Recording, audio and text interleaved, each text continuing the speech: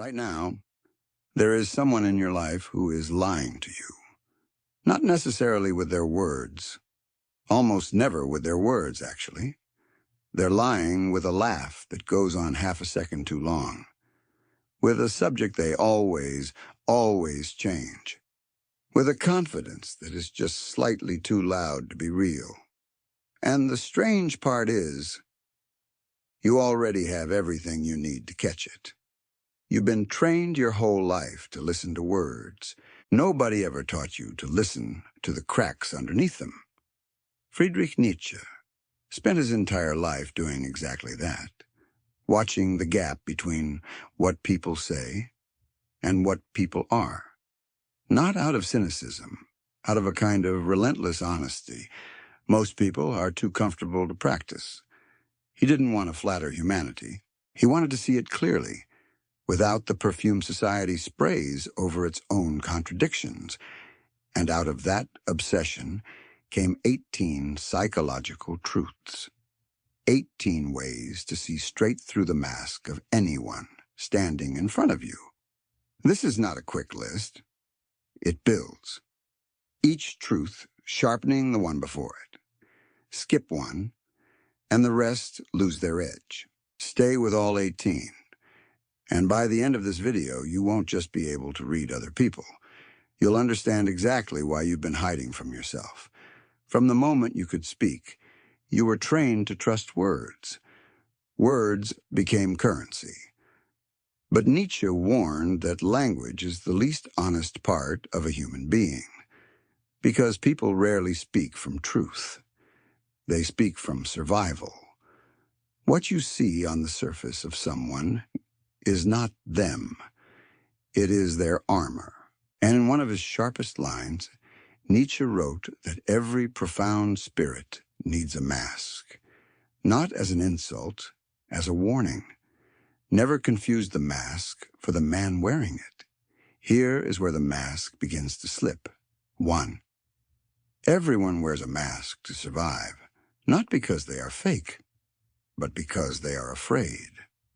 Every person builds a version of themselves they hope the world will accept. That version gets rehearsed so many times it starts to feel like the truth. But masks are imperfect. They slip under pressure. The friendly coworker snaps once in a hallway over nothing. The relaxed friend goes rigid for half a second when a certain name comes up. Watch for the exact moment someone grows tense. That tension is where the real person quietly begins. 2. What someone attacks in others is usually what they cannot face in themselves. This is projection, and Nietzsche understood it as one of the mind's oldest defenses. The person obsessed with pointing out arrogance is often terrified of their own hunger for status. The one who cannot stop calling others fake is usually the one most afraid of being exposed as one. So stop watching what someone praises. Start watching what they criticize and why. The target tells you almost nothing. The obsession tells you everything. 3. Silence carries more truth than speech. Nietzsche distrusted language. He saw it as a tool of the herd, built to avoid reality rather than confront it. So when someone pauses before answering, when they steer around a topic again and again, that avoidance is the loudest thing they'll say all night. 4. Loud virtue is often vanity in disguise. Watch the person who constantly announces how good, how moral, how selfless they are. Nietzsche called this the will to power wearing a halo. Real goodness rarely needs an audience. 5. People lie to themselves long before they lie to you. I'm fine. I don't care. I'm over it. These aren't designed to fool you. They're rehearsed so often in front of so many mirrors that the person saying them has genuinely forgotten they were ever a lie. Nietzsche treated self-deception not as evil, but as a defense against a world too painful to face directly. So when someone's story doesn't add up, Don't assume deceit. Assume exhaustion. They've likely been performing that sentence for themselves far longer than they've been performing it for you. 6. Where someone performs superiority, inferiority is hiding underneath. Nietzsche saw this constantly. A confidence that must announce itself is compensating for something it cannot name out loud. The one who reminds you again and again of what they've achieved is rarely secure in it. Real strength has nothing to prove because it isn't waiting on your reaction to exist. That is the mask. 6 ways to see behind it. But a mask on its own is just decoration. To understand why the mask exists, we have to go deeper, into fear. Nietzsche's entire philosophy circles one idea again and again: the will to power, the drive underneath almost every human action, conscious or not. But power's opposite twin is fear, and fear is where the next 6 truths live. 7. Most human behavior is driven by unconscious fear, not desire. Ask why someone over-explains, why they dominate every conversation or disappear from it entirely, why they say yes when everything in their body means no. Underneath almost all of it, fear of abandonment, of rejection, of being exposed as not enough. Stop asking what someone wants. Start asking what they're afraid of losing. 8. Constant criticism of others is a mirror turned outward.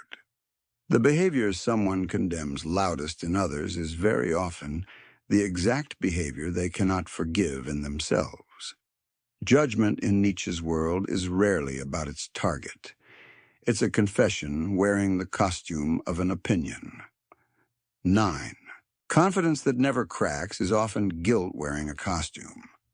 Watch long enough, and you'll find tension in the jaw, the over-preparation, the flash of defensiveness under pressure that doesn't match the size of the comment that triggered it.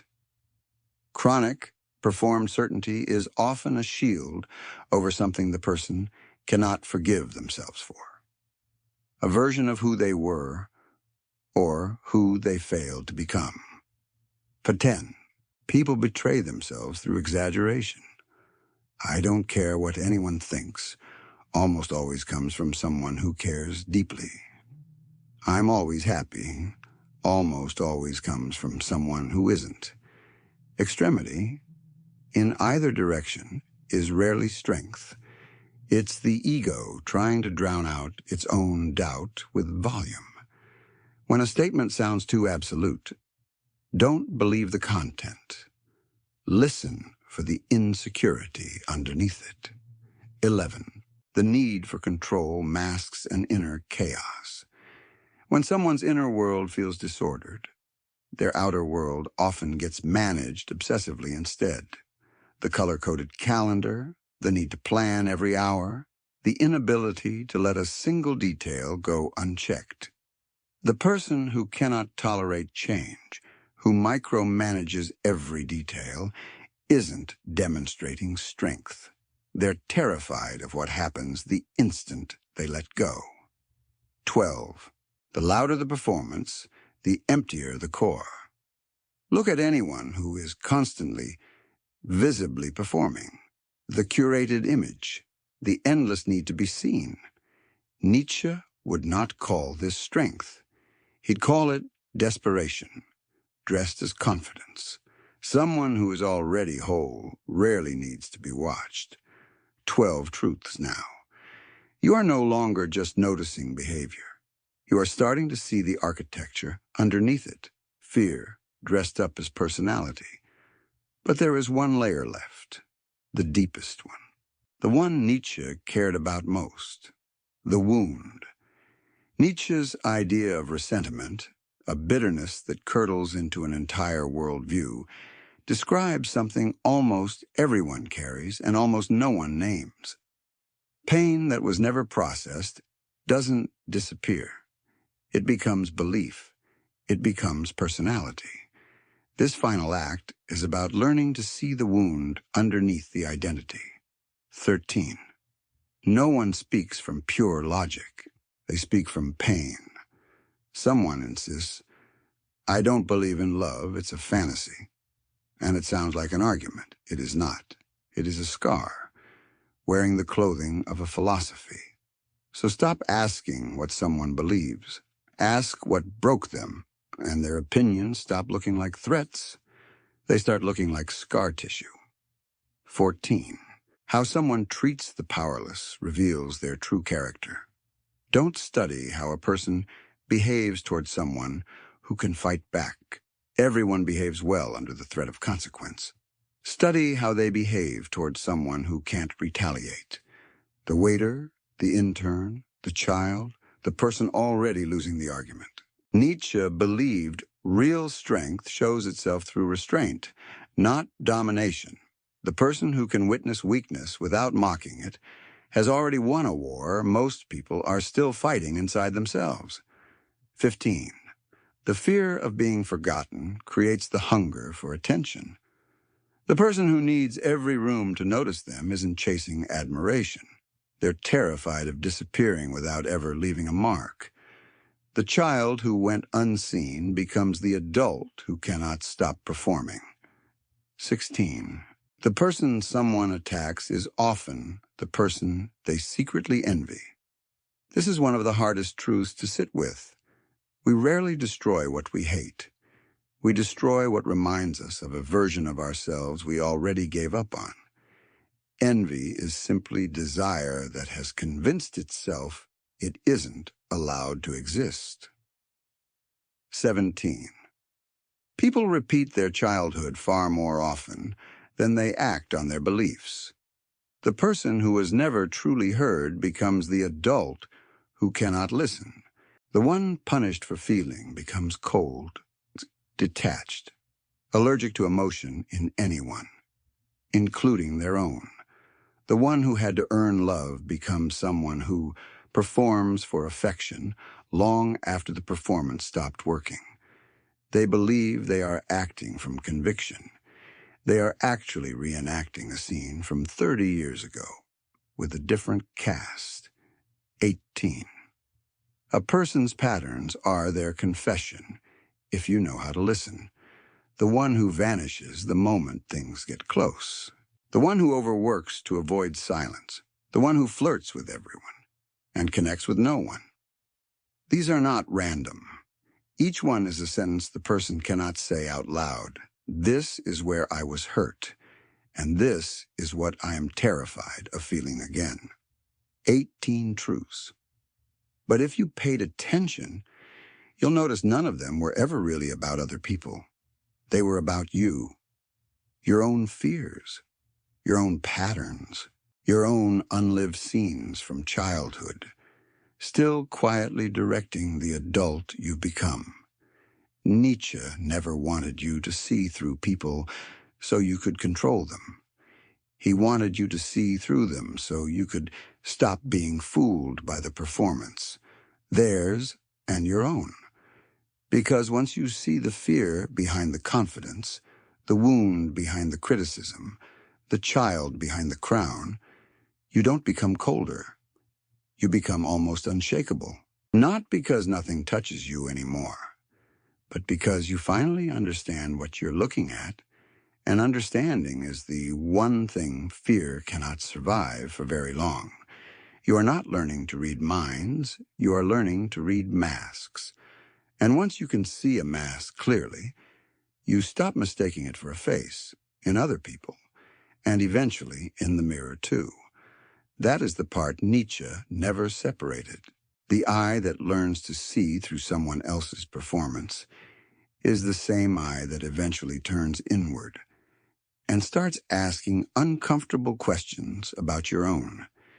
If one of these 18 truths hit closer to home than the others, leave a comment below with its number. Sometimes recognizing the pattern is the first honest thing we've done all week. We are a sanctuary for those who think deeply. Until next time.